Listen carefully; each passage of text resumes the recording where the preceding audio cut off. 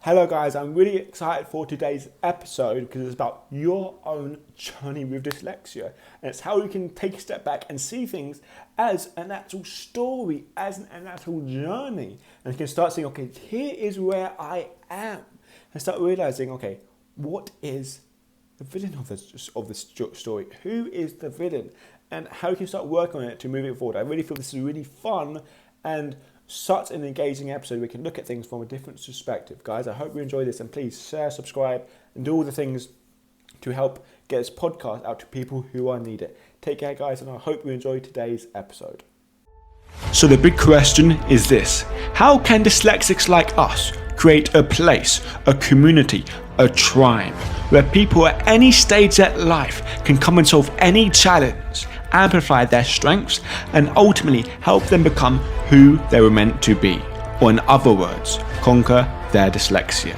That is the question, and this show is the answer. My name's Theo Goff, and welcome to the Conquering Dyslexia podcast. Hello guys, I hope we're doing good and alright. Today I'm really excited because I want to ask you a question. It's about your journey. How's it going? How's it going in your journey? Is it going good? Is it challenging? You're probably be asking, what journey, Theo? I'm sitting in my home, or I'm on my journey on the way to work. But what I mean more specifically is this journey, I could call it the sort of dyslexia journey you're on. Because there's a reason why you're listening to this podcast, isn't there? There's a reason why you tuned in, the reason why you clicked the button, there's a reason why you're listening to this. And I would bet money on it's because you want to learn something, you want to have an insight in something, you want to take yourself to the next level. In other words, you want to go forward on your journey, on your dyslexia journey. Because now, when I'm saying a dyslexia journey, it doesn't have to be you, the one that has dyslexia. It doesn't have to be that, I want to do this to help my family, to help my friends. It could be because you want to know more interested in the topic. It could just be that you're an educator, wanting to help kids. But what I mean is that your own journey of dyslexia, and I really want to get into that because I'm still on my journey. I've had one type of journey with dyslexia, and I'm still on this journey. Now, I could have got off the dyslexia journey and really, done I've focused on other things and focused on other areas of my life. And really, what I transitioned from doing then, I transitioned from working my dyslexia to working on other areas or doing other things. But ultimately, I'm still working with myself, and myself is part of dyslexia, so it never really goes away. But I'm willing to bet that the reason why you're watching this is because you are on your own dyslexic journey. You are going somewhere where you want to go, where it's exciting, where you are hungry to learn some things, you're craving for it, you would do anything to get it. And we're all at different stages. Some of us quite young. Some of us hating the fact that they have all these challenges and wanting to just get past day after day after day and finding it to be like hell, really. And when people say it's a gift, think, how are you so stupid? I just want to get through day after day after day of this thing. There are people that have had dyslexia for a while, had these massive challenges, but yet worked really hard, had some sort of success, feel proud about themselves, but yet don't know where to turn, but yet still shy about saying they're dyslexic to their works, shy about saying they're dyslexic to, their people in school.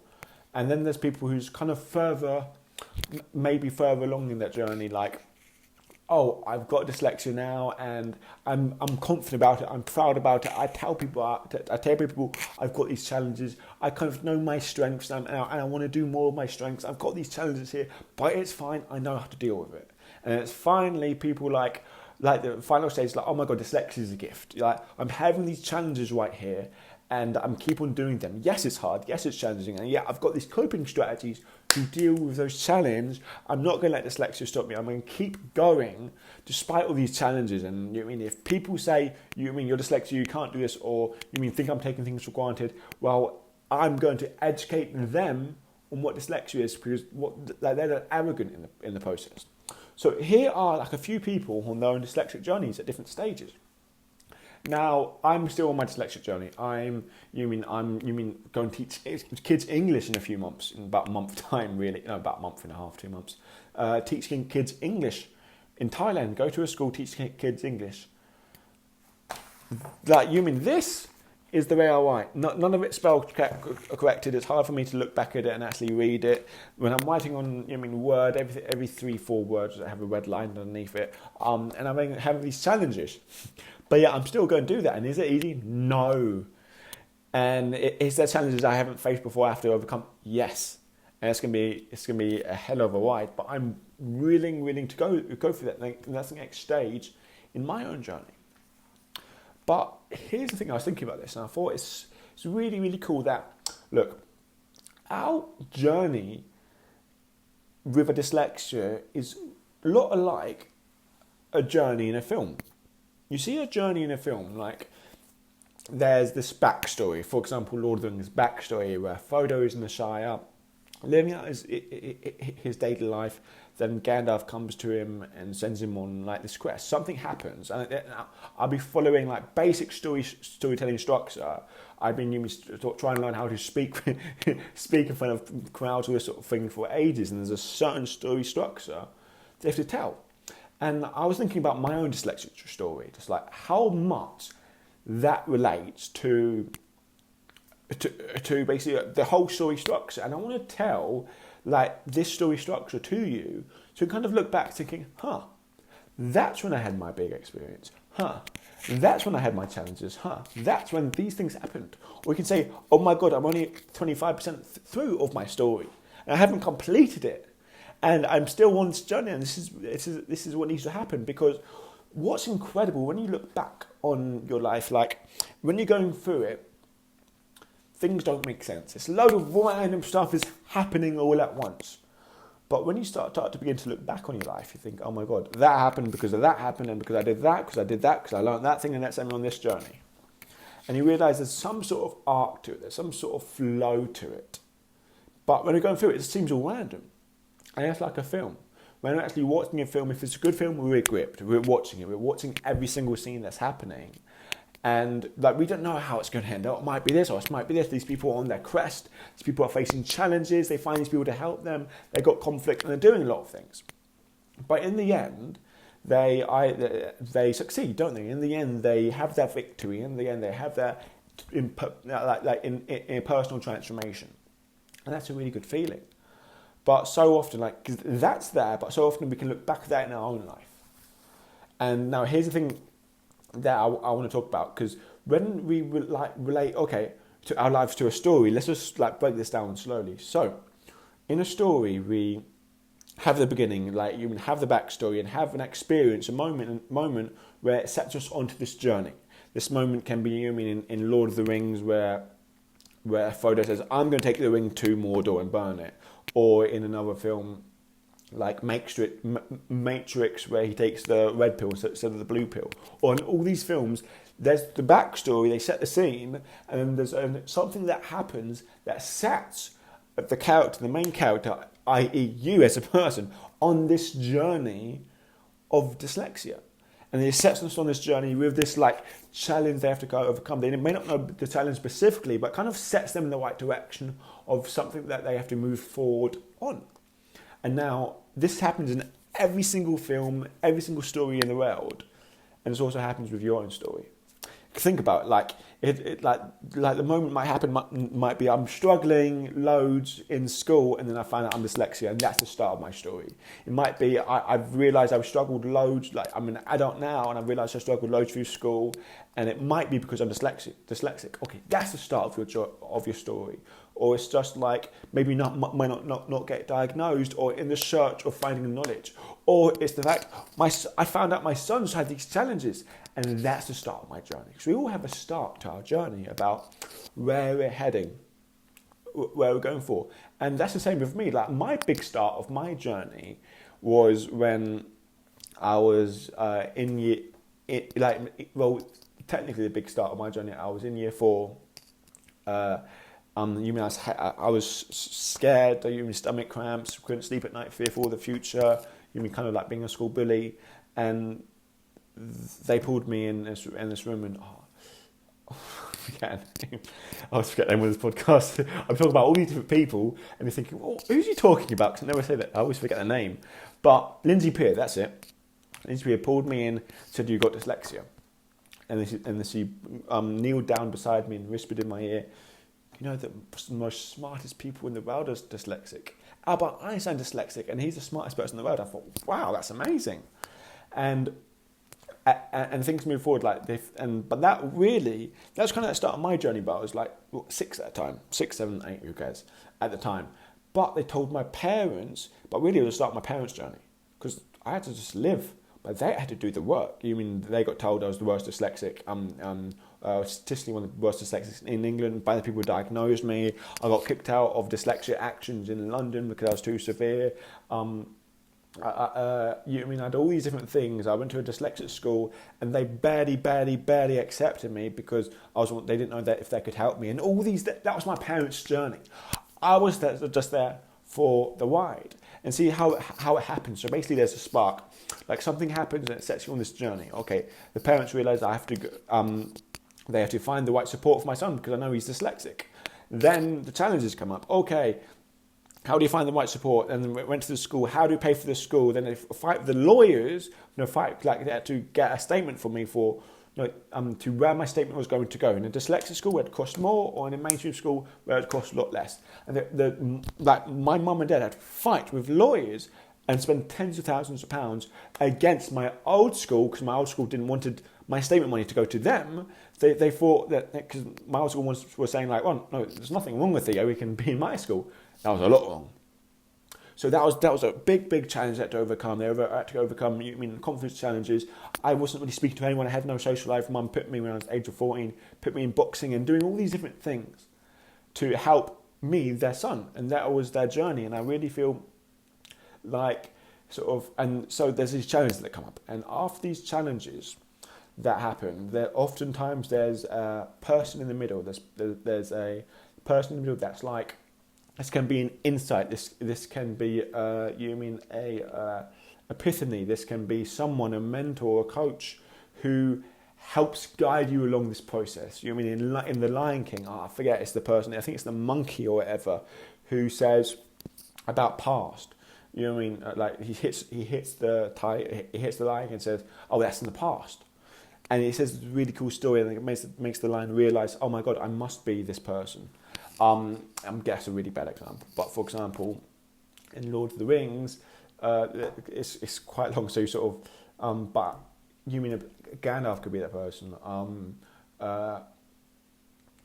and so many different people. Anyway, guys, it's someone who guides you along the process. There's someone who guides you along that process. For me, that was Tony. For me, like for example, my own real big journey really started with, okay, I had my dyslexic school for 8 years of my life. I went to a sixth form, hated it there. My confidence and all these things were massive challenges. And then I found Tony Robbins, and he changed everything for me, and he was my insight. And I started improving loads. And then finally there's like inner conflict. There's like, oh, I'm this person, but I want to be this person. I want that, but I want that. And we have to resolve our inner conflict, have an inner battle inside ourselves. And at the end of our journey, we see either transformation, or that internal transformation, or achievement. We get that goal, do that thing. Now, in all great films, there's the hero's two journey. That's what it's called. It's called the hero's two journeys. And basically what this is about the external journey. This journey, this person goes through, a photo pitting it in the lava or fire about Simba becoming the king and taking back his pride from the bad guy, and all these different external journeys. But what's also more important, the reason why we're captivated isn't because of the external journey. Because if you're watching a story that's got, okay, this is an interesting journey, like they're going on, but I'm not motivated to watch it. I'm not excited to watch it. A lot of it's down to that there's a massive lack on the second journey, the internal journey the person's going through, because there's not a lot there. That's when a film does bad. If a film does really good, we're excited for the internal journey the person is going on. Like a big reason, like you mean we love, I love Marvel and stuff like that, but with Iron Man, yes, of course he made a cool suit and done a lot of stuff, and you know what I mean, in Avengers and all this other game, yes, it's really, really cool external journey, but what's more important, internal journey. The reason why we're captivated, the reason why it make me cry, is because we watch the internal journey of this person's transformation. And that's what makes it, like for example, Lord of the Rings, Frodo, how he transformed through the things. That's what keeps us engaged. Now, with every journey, there's a villain, and a lot of that comes with and the villain can be internal, can be external, whatever. But with every journey, there's a villain, and the villain brings us challenges. And this is where I come to it. It's really, really important. You mean in every journey there's a villain, but here's the thing. Like I hope when I'm talking about this, okay, there's a start. There's challenges we face. There's mentors that we have, and at the end there's success or achievement. Now, I don't know where you're at the journey. Hopefully, I would imagine that you mean most likely there was a backstory. You are on your little quest. You're on your journey. There's challenges that come up, and you're out here looking to find that mentor, that inspiration, that bit of help. And that's the perfect place where you should watch things like this. Okay. I would imagine that's where you're at. You're in this place. I want to find my mentor. I want to find that thing. So then I can resolve my inner conflict and then have the external success and the internal success. So I hope we relate. Okay, this is every single film in the world, but also it's your own life. So I want you to take a step back outside, stop being in your life and start looking at your life like, oh, here's where I started my journey. And here's the journey it led me on, and here's some of the challenges that came up. And also, here's the people that helped me, or maybe I haven't found anyone who helped me and this is what I'm doing now. Or maybe someone's helped me and I've already had my success and now I'm on my next stage. I hope we're really looking at it from a bird's eye view, so this is it. But here's the kicker. Who's your villain? Every story in the world, there's a villain. It cannot be external, it can be internal villain. And I want you to answer me, who's the villain? Is it that teacher that was really horrible to you? Is it that person that's not helping you? Is it society? Is it society, for example, my parents? Or is it the old head teacher of the old school that went to court because they wanted the statement to go to their school rather than the dyslexic school? Was it, you mean your parents? Is it your siblings? Who is the villain of your story? Who's the thing that's stopping you getting what you want? Now you might say, oh, that's the course, that's this. Because you might say, it's all my dyslexia. My dyslexia is my villain. Who is the villain of your story? And I want you to think about that and answer it in your own head. Now I'm going to say something to you and I really want you to listen. So often we feel like the villain is outside of us. That you're doing something wrong. It's my dyslexia, I can't help it. That's the thing that's holding me back. It's your fault. If you've done this, if you've done that, and we look for external circumstances to do it. It's like, for example, this is a cheesy ass example. In Matrix 1, when Neo at the end finally becomes the one, he beats all the agents with one arm. That's when Neo just really realised who he was. That's when he had an identity shift and realised who he was and could easily beat the external villains. But here's where the true internal villain is. It's you. It's your mindset. It's how you think. It's how you act. Because if you are truly honest with yourself, you sort of think that the only person that's holding me back is myself. The only person that's holding me back in my life is myself. And I don't mean to be corny and I don't mean to be all personal development. And of course, there is massive real challenges out there. I'm not denying that at all. But as soon as you stop the focus for things wanting to be easier and wanting you to get better, and I'm not saying this from a standpoint saying, oh yeah, I'm on my own high horse, this is what you should do. I've lived a lot of stuff. You mean I have dyslexia, I struggle a hell of a lot. So I know how hard this is at times. But I'm saying once you understand the fundamental thing and come back to this really fundamental thing, saying, look, I have to do better at this. I have to get better. I realise the limiting factor is not my dyslexia. I'm getting something really clear. Your dyslexia is not the villain in your story. It is not the villain in your story. What's the villain in your story is your own mindset, is your own beliefs, it's your own, do you mean, a belief, the way you see things, you mean, your own limiting mindset. That's the villain. That's the thing that's really holding you back. Because when I used to believe wouldn't speak to anyone all day, crying every day in my sixth form, had crippling low confidence. Okay, I used to believe my villain was my dyslexia, the people at school that used to even pick on me, and the fact that I'm not confident. Those are my villains. But once I did one thing, those villains went away. You mean in a matter of a month, I completely changed everything. Once I realised one thing, the only way to change my life is to take responsibility of my life. Those villains started going away, because I stopped focusing on beating those villains. I started focusing on improving myself. And then within a month, people are like, who are you and what you've done with Theo? Because I watched myself so much. Does that make sense, guys? Are we starting to realise it? Look, you just got to start working on yourself. Then those villains will go, those villains of dyslexia will go away.